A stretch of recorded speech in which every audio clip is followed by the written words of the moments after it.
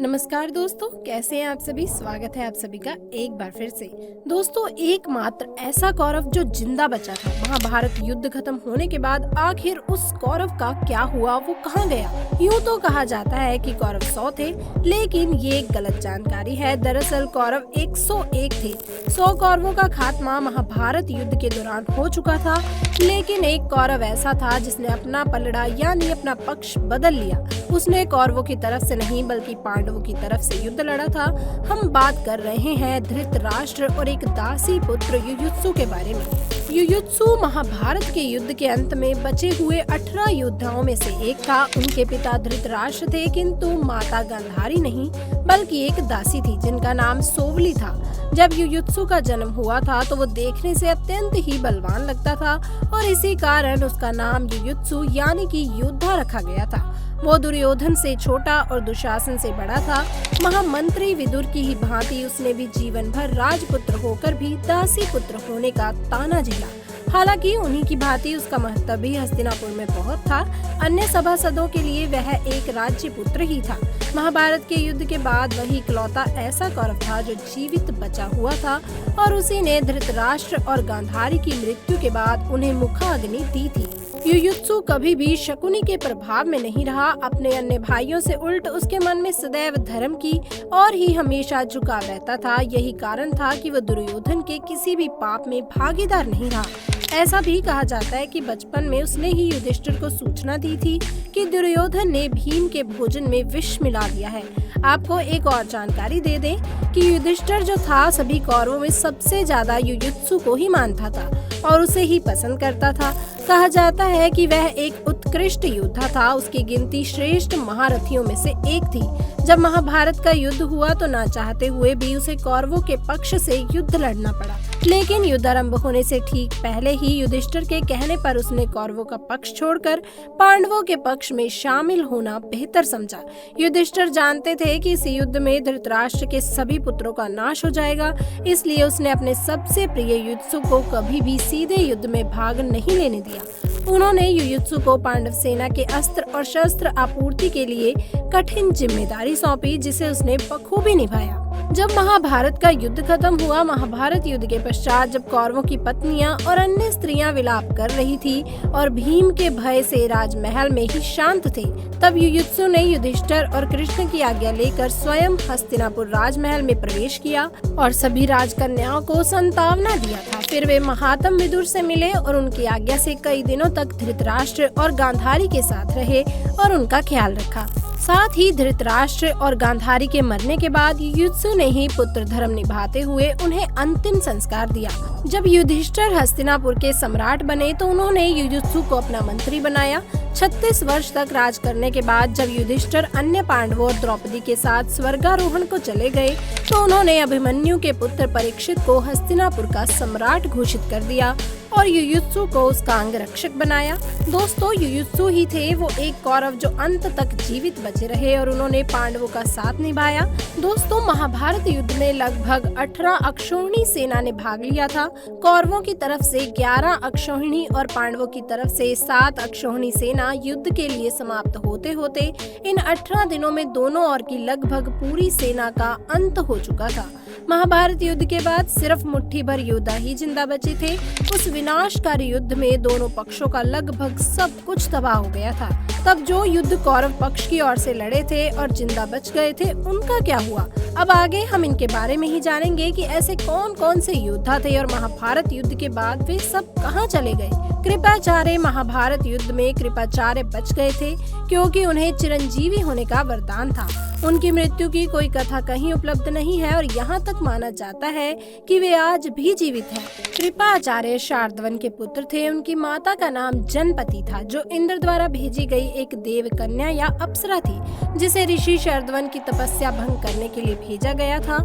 महर्षि शार्दवन और देवकन्या जनपद के मिलने से 2 बालकों का जन्म हुआ, जिन्हें माता और पिता दोनों ने ही जंगल में त्याग दिया। तब वहाँ से राजा महाराज शांतनु ने जंगल में विहार करते समय उन्हें देखा और उन पर कृपा करके उनका पालन पोषण किया।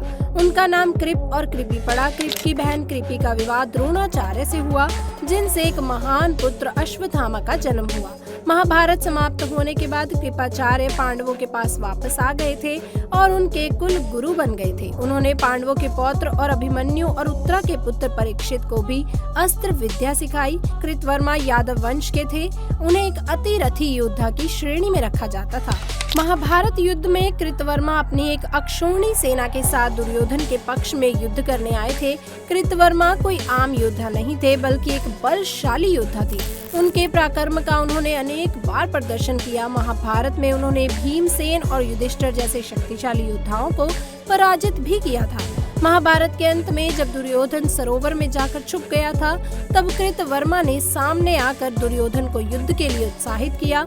जब अश्वत्थामा ने रात में छुपकर अनेक पांडव योद्धाओं का अनिति कर वध कर दिया था, तब कृतवर्मा ने जान बचाकर भाग रहे सैनिकों का वध कर दिया था। भले ही वे महाभारत युद्ध में जीवित बचे थे, किंतु मौसूल युद्ध में सात्विकी कृतवर्मा का सर धड़ से अलग करके उनका वध कर दिया गया था। दोस्तों, अश्वत्थामा महाभारत महाकाय का अत्यंत दुर्लभ किरदार, जिसके जिंदा होने की चर्चा आज भी है। गुरु द्रोणाचार्य और उनकी पत्नी कृपि ने ऋषिकेश के समीप तमसा नदी के तट पर एक दिव्य गुफा में, जिसमें तपेश्वर नाम का शिवलिंग है, उसकी घोर तपस्या की थी। तब स्वयं भगवान शिव ने उन्हें स्वयं की शक्तियों के अंश से एक पुत्र प्रदान किया था, जिसका नाम अश्वत्थामा रखा गया। अश्वत्थामा के मस्तक पर एक मणि थी, जिसके कारण वो बिना थके हुए लंबे समय तक युद्ध कर सकता था। गुरु द्रोणाचार्य को अपने पुत्र की शक्तियों पर इतना भरोसा था कि उसे कभी कोई मार नहीं सकता। तभी वे अश्वत्थामा की मृत्यु के बारे में सुनकर गंभीर शोक में पड़ गए थे। तब उनका वध धृष्टद्युम्न ने कर दिया था। जब अश्वत्थामा ने सोए हुए निरपराध पांडवों के पालकों की हत्या कर दी थी, तब महाभारत के अनुसार पांडव अश्वत्थामा को पकड़कर द्रौपदी के समक्ष ले आए थे। अश्वत्थामा को अपने पाप का एहसास था। उसे देखकर द्रौपदी का मन पिघल गया। द्रौपदी ने बोला, आर्य पुत्रों, यह एक गुरुपुत्र और ब्राह्मण है। ब्राह्मण की हत्या पाप है। इसके वध से इनकी माता कृपि भी मेरी ही तरह अपने पुत्र के शोक में विलाप करेगी। इसकी हत्या से मेरे पुत्र वापस नहीं आ सकते, अतः आप इसे मुक्त कर दीजिए। तब अश्वत्थामा के मस्तक से मणि निकालकर उसके केश काटकर उसे मुक्त कर दिया गया था। वृषकेतु दोस्तों, कर्ण के एक पुत्र का नाम है जो महाभारत युद्ध के बाद जीवित बचा था, वृषकेतु। इसके 8 भाई थे। सिर्फ वृषकेतु को छोड़कर इन सभी 8 पुत्रों की महाभारत युद्ध में मृत्यु हो गई थी। कथा के अनुसार कर्ण ने वृषकेतु को अस्त्र शस्त्र की विद्या भी दी थी तथा उसे ब्रह्मास्त्र का भी ज्ञान दिया था।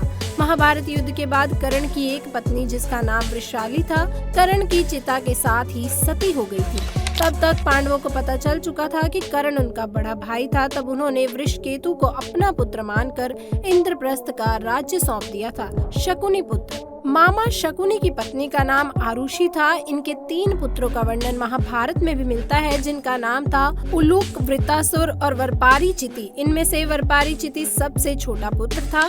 शकुनी पुत्र बरकासुर का जन्म भी एक यज्ञ से हुआ था, जब वह भी एक बलशाली योद्धा थे। महाभारत युद्ध के 17वें दिन वरकासुर और नकुल के बीच युद्ध में वरकासुर का अंत हो गया था। शकुनी पुत्र उलूक को महाभारत युद्ध के शुरू होने से पहले पांडवों को धमकाने के लिए भेजा गया था। उसने पांडवों को दुर्योधन का अपमानजनक संदेश सुनाया था। तब अर्जुन उसे मारने चला था, किंतु कृष्ण ने यह कहकर रोक दिया कि संदेश वाहक की इसमें कोई गलती नहीं, वह तो अपने राज्य का संदेश सुना रहा है। युद्ध के 18वें दिन उसका वध सहदेव के हाथों हुआ था। जब तक शकुनी जिंदा था, तब तक वरपारीचिति एक प्रधानमंत्री की तरह गंधार राज्य को संचालित करता रहा। शकुनी अपने समस्त भाइयों की मृत्यु के बाद उसे गंधार का राजा बना दिया गया। इनके अलावा कौरव पक्ष से धृतराष्ट्र और गंधारी भी जिंदा बचे थे। दोस्तों, कौरवों की ओर से बचे योद्धाओं में से 2 योद्धाओं को अश्वत्थामा और कृपाचार्य आज भी जिंदा है, ऐसा समझा जाता है। क्या आपको भी लगता है कि ये दोनों योद्धा आज भी जिंदा है? हमें नीचे कमेंट बॉक्स में जरूर बताएं। साथ ही वीडियो अच्छी लगी वीडियो को लाइक करें, चैनल को सब्सक्राइब करना बिल्कुल न भूलें।